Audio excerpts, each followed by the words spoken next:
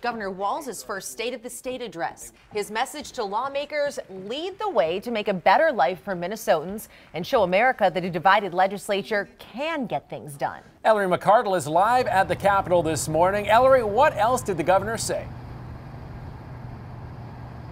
Yeah, well, guys, in terms of the budget, the governor is really reiterating to lawmakers to think about the real people, you and I, because we are the ones who are affected by all the debates and the policy changes here at the Capitol. So he's also reminding lawmakers to listen to those people who voted them into office.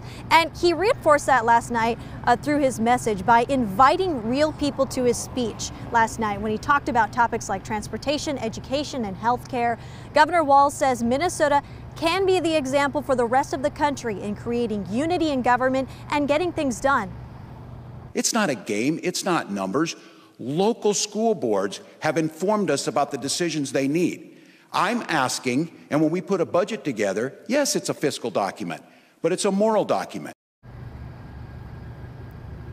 Now, the head of Minnesota's Republican Party sent a statement responding to the governor's speech, saying she hopes Governor Walz, quote, will work with Republicans on legislation that will better the future stories of all Minnesotans, not just those who voted for him. Now, as mentioned, the lawmakers have until the end of next month to pass a balanced budget, or else there's a government shutdown. So hopefully last night's speech from the governor kind of sparked even more motivation in them to find some common ground. Guys, It's going to be a busy month. Let's hope they come to something. Thanks a lot for that, Ellery.